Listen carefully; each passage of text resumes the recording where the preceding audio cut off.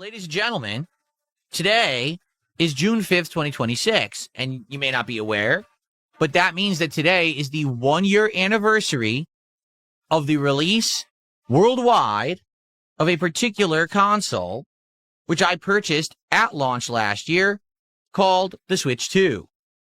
This is it.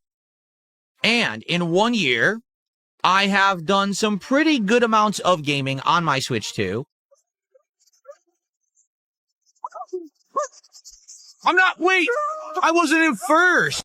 And a good variety of content. What I would like to do in honor of the 1-year anniversary of the release of this console is talk about my history with the console, what I did in the last year, what I thought about particular games, what were exclusives and what weren't, what I thought about the controller and more, so that you can have an idea of if this is something that you should get for yourself. Because this actually was a big question about a year ago.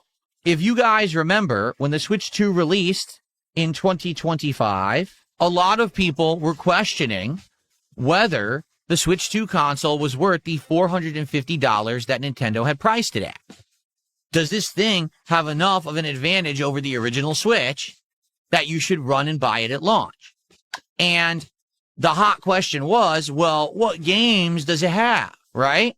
What differences are between the Switch 1 and Switch 2? Because for many years, people just wanted a Switch Pro. Like, no exaggeration. They were just like, hey, all we want is a Switch with a bigger screen, better graphics, better storage capacity, thumbsticks that don't drift, okay? All we want is these minor improvements, these little tweaks. Give us a Switch Pro. But then they decided they're going to make a Switch 2, okay? But now you're going to charge us $450, which is way more than what the current pricing of the Switch was at the time. And they would be pushing through and being like, hey, you know, here's the features of the console, etc. And if you remember the PR campaign that Nintendo had for the launch of the Switch 2, it was questionable. They were like, oh, so what's the difference between Switch 1 and Switch 2? Oh, well, there's going to be a webcam. What? Yeah, you can use it for voice chat and webcam capabilities. So now you can use it for social stuff. And there's going to be games where you're going to be able to put your face into this video screen in the corner of the screen, and you're going to be able to have face cam and communication with people over the internet. And everyone was like, we already have that. We have that on PC. We have it on other like it already exists. This isn't like you're not innovating something new. This is something that already is there. So what I feel the major difference was between the launch of other Nintendo consoles and the Switch 2 was pretty simple. The Switch 2 did not innovate in any way whatsoever, okay? It didn't have an innovative touchscreen that it didn't have before. It didn't have motion controls. It wasn't storing things on tiny little discs. It didn't have a weird controller like the GameCube one that was supposed to stand out and be unique. You know what I'm saying? This guy is literally a Switch. Like it is. It's a Switch. And if you look at it, it looks like a Switch. It plays like a Switch. There's nothing new to it whatsoever. And you have to understand that's a departure for Nintendo. Nintendo usually, whenever they launch a new console, they find a way to make it innovative, to make it feel like they're standing out from the pack, that they're not just Sony or Xbox or just another console manufacturer. The reason they're selling you a new console is because there's something innovative in it that you can't get with their previous console. And even at times when it flopped, like, for example, the Wii U. Yes, the Wii U did flop, but they did try to do something different by having the console also be a weird standoff controller with a screen in it. You know what I'm saying? Like, they did try. It failed, but they did try. I got the Switch 2 at launch. Well, just ignore me in the corner looking like an idiot. So here it is from Walmart.com, delivery, pre-order date, my address. There it is, the Switch 2. Order total, blah, blah, blah. I got it. Now it's, hey, I got 2 Switch 2s. What a great day. Everything's amazing. And then I check my email where it proceeds to tell me that both orders have been canceled. Does it say that it's because of an error on Walmart? No, it says I canceled the orders. Someone socially engineered my account on Walmart.com and through basically very basic information, which it must have been because it certainly wasn't anything crazy, they got access and canceled my orders. So now I don't have a Switch 2. Okay? And I paid full price, $450 for it. Then you scalp it. I was able to pre-order it and actually get it at launch. Now, when it arrived, to be honest, there wasn't a heck of a lot to do with it besides play the launch title, Mario Kart World. Okay? Mario Kart World was sold for more money than any Nintendo game before. And I mean it. It was sold for an ultra premium price tag. Okay? $80. In a nutshell, Mario Kart World was a complete ripoff. I say that because Nintendo completely misadvertised it and said that it was something that it definitely was not in order to try to justify the increase in price tag. In reality, the game never should have been sold for $80 because it doesn't have enough content to warrant an $80 price tag. In fact, once you actually get into the game, you realize it has less content than most other Mario Kart games before it. So Nintendo literally just wanted to rip off the customer and make more money at the launch of the Switch 2. So Mario Kart World came out and promised a huge open world, except the world was empty and had no reason to do any content in it. It didn't unlock anything. It was just there for the sake of being there. The people who actually like Mario Kart hated Mario Kart World because all the tracks were just straight lines. Because all the tracks connected, there was no circuits. And because there were no circuits, the game didn't feel like a real Mario Kart, and most people that like Mario Kart hated the game. In addition, the game was rife with item abuse, and it was more about learning how to get and implement the timing of items than it was actually driving. So even if you were good at driving, it didn't matter. That's not what Mario Kart World was about. The game sucked. And they charged $80 for it as if it had more content when it actually literally had less than previous Mario Karts. So the game comes out as a huge ripoff, but most people are glazing it and kissing butt because, hey, it's the one game that I can actually play on my Switch 2. So of course you're going to think or say it's good. So then Donkey Kong Bonanza comes out and everyone is glazing this game too, saying it's game of the year. It's the best Donkey Kong game ever. It's better than Super Mario Odyssey. Bullshit. Donkey Kong Bonanza is a 4-hour game. Now, it's longer than that when you play it, but it actually is a 4-hour game. The initial 2 hours of the game introduces the destruction mechanic, which really is the only thing you end up doing in the game. You break things, you punch through walls, you dig, you destroy things, and you find hidden items in the walls. That's the whole game. That's literally the whole game. Are there animal transformations? Yes. They're barely used in the game. There's very few times when you really need them. And even when you do, it's over within 5 to 10 minutes, and then you're back to just destroying everything in the game again. So the gameplay loop is 2 hours of discovering how to creatively destroy everything, then about 15 hours of repetition that's insanely boring in the middle, and then the final 2 hours of the game, no exaggeration, is some of the most brilliant fan service game design I've ever seen.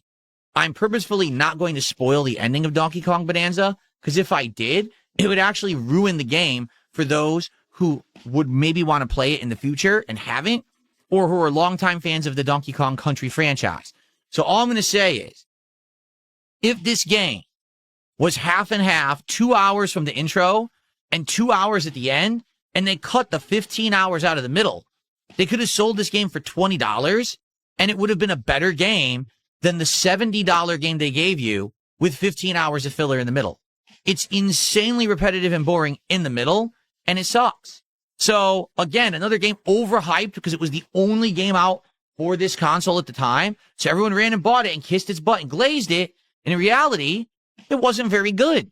Super Mario Odyssey was leaps and bounds better than Donkey Kong Bonanza. But no one said that because they were so busy being Nintendo fanboys and only having 2 games to play on the console.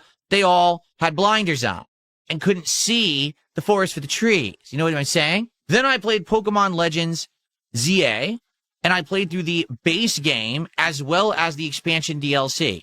This ended up being an incredibly long playthrough for me because my viewers really like Pokemon. And so we interacted a ton during this playthrough. We enjoyed it. Now, here's the thing. The previous game, Pokemon Scarlet and Violet, had been a Switch exclusive.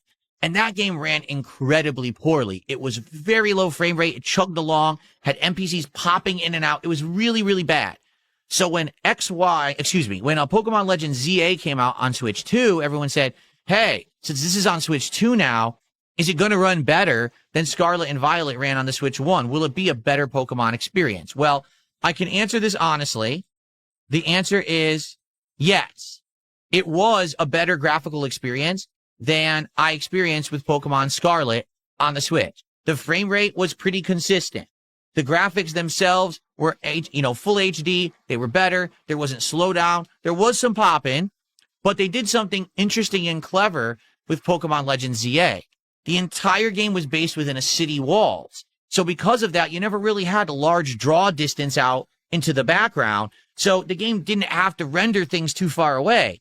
Therefore, it avoided the problems that Pokemon Scarlet had, where things would pop in and look terrible or be low frame rate in the background. Instead, you never really saw things too far back. So because they did it that way, it was kind of a tricky way to disguise possibly the fact that there would have been graphical problems.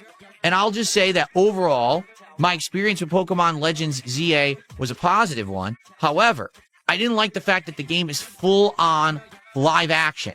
While traditional Pokemon is turn-based and you can really plan out your moves and you can try to do status ailments and things and they matter, in Pokemon Legends ZA, everything's happening so fast and in real time, you don't really have time to plan. All you really do is mash. You mash out your most powerful attacks or the weaknesses of the opponent, and then you just move on. You don't really try to strategically do anything. Flip side of that is, I actually recently played Pokemon Fire Red, and that's a classic Pokemon game, and it's very strategic. So for me, I prefer the classic style, but hey, this is what they're doing with modern Pokemon, and it was a great playthrough that I experienced on the Switch 2, despite the fact it's not a Switch 2 exclusive. You could have played it on the original Switch. Then we have Metroid Prime 4. Oh, boy. Oh, my goodness. First of all, this game was caught in development hell for a long time, if you're not aware. Metroid Prime 4 was supposed to come out many, many years ago, and apparently the game was restarted at some point, and man, it shows, because when you play Metroid Prime 4, immediately the game opens with the feeling that this isn't even Metroid Prime, right? Samus is not isolated on a planet by herself like she usually is in a Metroid game. Instead, she's immediately crash landing and trying to help people who appear to be in the middle of a fight like it's the beginning of a Halo game. So it doesn't even feel like Metroid at all when the game starts. Then you immediately have to rescue and find a character who blabs all the time. And that also throws you off because, again, typically a big part of the Metroid experience is isolation and the feeling of solo survival and exploration in this big world where you're like a lone survivor. And it's all taken away right away at the beginning. Then as you continue to play the game, it just doesn't feel like Metroid. It feels like a bunch of fans of Metroid tried to copy-paste what the previous teams had done making Metroid Prime games and failed. The controls are not nearly as good. In fact, they're quite wonky and not very specifically good, so you end up, a lot of the times, not being able to control the game very smoothly. The gameplay elements aren't very interesting. The first two worlds are boring. The enemies are uninspired. There's just nothing too interesting about the game. And then you finally get to a unique boss, and it starts spinning like a top, like you're fighting some cheesy Mega Man boss, and you're like, what am I playing?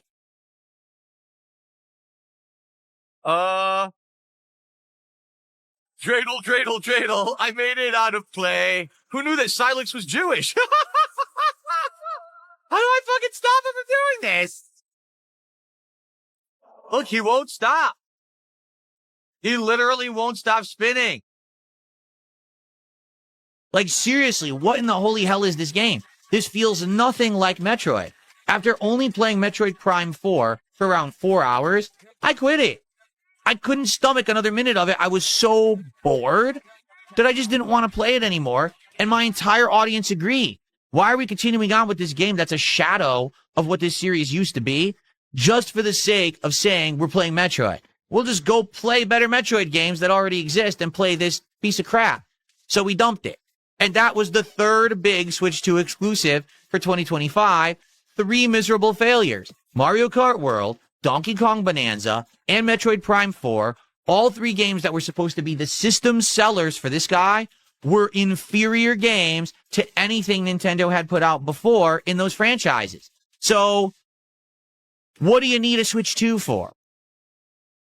Continuing into this year, we had the launch of the Virtual Boy. Oh, now I can do a butt slam as well. Since I got the power up, I can do a butt slam.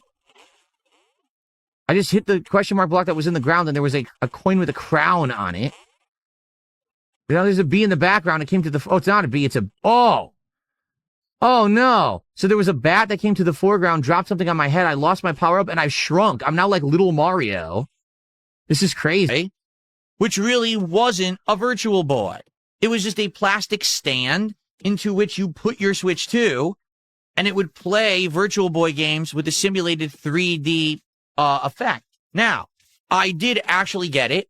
I did actually test it, and the games actually worked well. They did. And I actually enjoyed playing like Wario Land and a couple other games. So if you want the experience of actually owning a Virtual Boy in the 1990s, then by all means, buy this $100 plastic stand with two lenses on it, stick your Switch 2 into it, and enjoy. But you can only get the experience for yourself. If you actually want to play these games and capture them and share them, you have to play them emulated on the internet, which you can do for free right now. Continuing on, the next game I played was Pokemon Fire Red.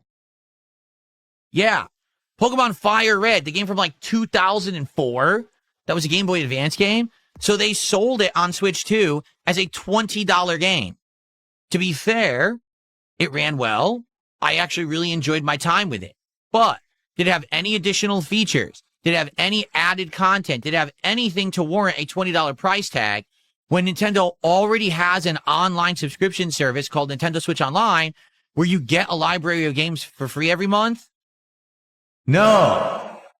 It was a blatant attempt of Nintendo to nickel and dime their customer base and say, hey, we know you probably already have a Nintendo Switch Online account, but we're not going to give you this game on there. Pay us $20 for it instead. And I can totally understand why there's people who would be like, why would I pay more? You should just put it in the existing library of games. They should have. Nintendo, once again, just like when they were charging $10 extra for Mario Kart World for absolutely no reason, we're now charging $20 for a game they easily could have just slipped into their existing online catalog, but they wanted more money. The next game that I've played on Switch 2 is called Pokemon Champions. This is a free-to-play game that has a gacha mechanic. This game, essentially, is an online multiplayer-only game. There is no exploration. There is no story. There's no towns. All you do is go into the game and pull Pokemon from a Pokemon ranch. You then select which ones you want for your team. You can train them up by using the in-game currency that you earn by playing to unlock movesets and, equip them to the Pokemon. And then you have a team that you take online and you duel against other people. If you win, you gain experience and currency. If you lose, well, you lose the experience, and you got to try to redouble your efforts and win matches so that you can actually get a win streak and get more currency. Ultimately, it's all about continuously pulling Pokemon to add to your team, trying to find the best builds, and then getting to the higher level tiers of the game, the higher level leagues, per se. So I just recently got into it. It's not super complicated. It's actually kind of fun if you only care about the dueling. And it's kind of suspenseful to see if someone steamrolls you or you steamroll them, or it's a really tough match and it goes back and forth. Ultimately, is it an important game? Not really, but it's kind of a fun one. And hey, out of all the games that I just mentioned, it's the only one that's not an outright ripoff because it's free. And so far in my experience, you don't have to spend $1 on it.